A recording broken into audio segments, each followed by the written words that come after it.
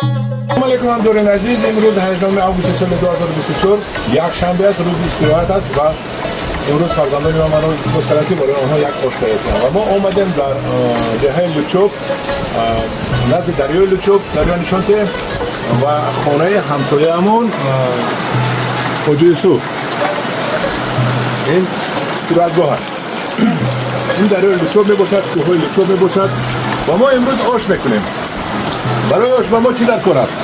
برای آش با ما در کار است گوشت 2 کیلو، برنج 2.5 کیلو، برنج از نشان میتم در زیره تاشکند است و یک 300-400 گرم دنبه، زیره، مرچ، نمک، پیاز، سبزی، گرم روغن علینا، یک برنج ما برنج لازری تاشکند. برای آن ما چیکار کردیم؟ اول روغن رو ریختم در این دیگ. روغن الان شیرین شد، روغن علینا و روغن زغیر است و اینجا ما گوشت میپرتویم. گوشت رو میپرتویم و تو مرحله بیرون شدنش بیرون میکنیم. گوشت رو ما یک به یک بریدگی هستیم. من گوشت مایده هست من میپرتویم.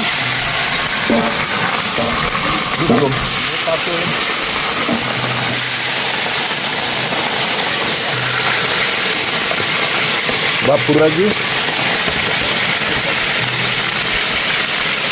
و بعد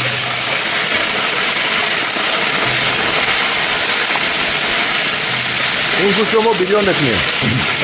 بیرون شد، رنگ طلایی رو گرفت. از بولش ما پیاز رو میپرتویم. تقریبا 1 کیلو 800 گرم پیاز است.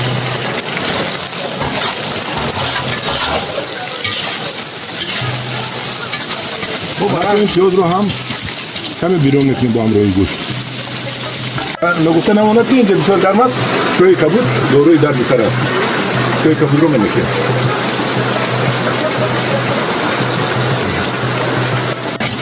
مانا پیاز ما بیریان شد. مانا بینید کل خشوی شد. اکنون سبزی رو میاندازیم. سبزی رو میپرتویم. تقریبا 2 کیلو سبزی است.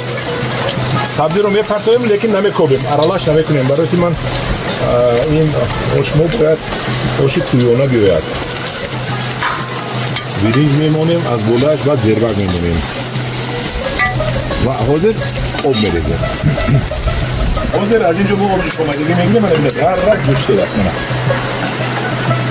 آب جوشیده شده است. این اختراع خودی حاجی یوسف همسایه‌مان است. من اینجا آب میجوشه و اینجا آب شمایدگی رو میگیریم. من آب رو گرفتیم و از بلوی سبزی آب بریزیم. اول سبزی ما کمتر بیرون شد. من آب رو میریزیم که زیربک ما تیار شد. ولی نمک نانداختیم. از بلوی بعد نمک میریزیم. نمک میپرتویم تقریبا نمیقدر نمک رو میپرتویم که شوری بد نکنیم. کمتر میپرتویم و با در وقتی پیش از برنج پرتوستن چشیده میبینیم. من سبزی ما یک 20 دقیقه جوشید. آبش هم بسیار آب رنگش نقص شد. من شیره برآمد. باز یک 15 دقیقه 10 دقیقه میجوشد. بعد برنج میپرتویم. من حاضر ما زیره میپرتویم.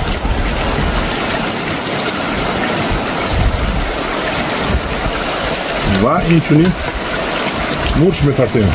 اگه مرچ رو رنگ زیره بسیار نمیپرتویم که اما جزیر میشه. مرچ هم قدر کم فرق بخش است و میمونیم میجوشد. یک کمی یک آب کنم اینو رو تمام. یک 15 دقیقه دیگه میجوشد تو مزه مرچ و مزه زیره بروید. اکنون ما برنج رو میشوییم. برنج رو ما تر کردیم. آب جوش قطعه یک 10 دقیقه پیش 15 دقیقه پیش. من برنج ما گرم کردگی است. روز میشوییم. انا ایکل میشوییم. انا ایکل هیچ وقت انا ایکل نمیکنیم که برنج ویران میشود رویش. پوست رویش ویران شد آش ما انا دونه دونه نمیدوید و تلخ هم میدوید. انا ایکل احتمالا برنج ما تب داده شد. بسم الله الرحمن الرحیم. من این برنج ما شستیم از یک لحظه حرکت میکنیم که این آمیخته نشود با یک دیگریش خباب بیاید.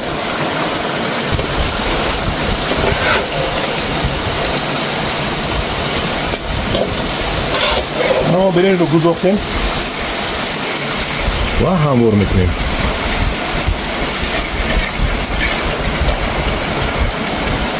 انا همدیران عزیز و میمونیم که این برنج جوشد. بسیار نغز جوشیدنش دارکاست. برای نغز جوشیدنش ما علو رو بلند میکنیم که عموما همه جایش جوشد. انا جوشیدن سر کرد. دیدید؟ وقتی همه جایش میجوشد برنج آبش خشک میشود. همدیران عزیز آب آش ما خشک شد. ما باز کمتر دیگه زیره میپوشیم. کمتر دیگه مرچ میپوشیم. کمتر بسیار نیست. بعد دوتا سیر پیاز میمونیم و تقریبا یک 300 گرم روغن دنبه.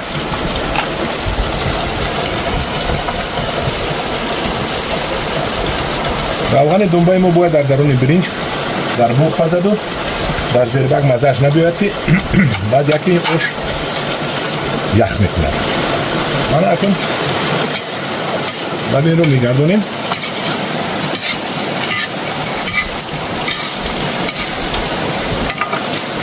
و آش رو دم میپرتویم. اکنون علو رو ما پس میکنیم. برای علو رو پس کردن این تجهیزات حاجی یوسف رو ما درش رو محکم میکنیم تو علو پس شود. اکنون علو پس میشود و از بولش دم میپرتویم. و همین لالی دم میپرتویم. سلامونت که برای آش خوریش در کار، یعنی سالاد در کار. و سالاد رو از پومیدور و بادرنگ و پیاز میکنیم کشنیش و در آب کوهستان آب دریا میشویم. بینید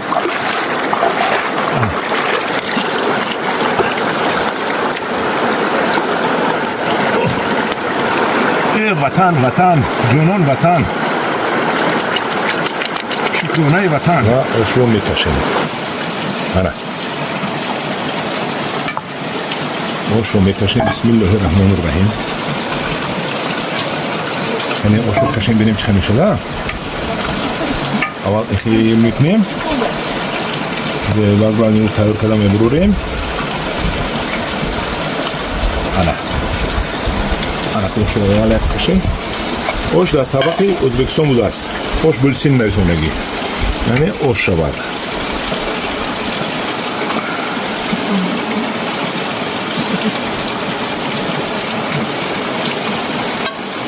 ما یک طبق گوشتایش رو میمونیم اتون زیر بکش رو کشیدیم آشمان رو و باز برای با مزه شدنش تخم میمونیم. انا باز از بلویش دنبه میمونیم. دنبه چه این دنبه رو ما مایده میکنیم و چیسنوک رو هم میمونیم. انا همدیران عزیز اکنون من این آش رو یک چشیده بینم. من بعد شما گرم که چه شده است. اما آش رو آوردیم که بسم الله الرحمن الرحیم بعد دست کنم بچشم.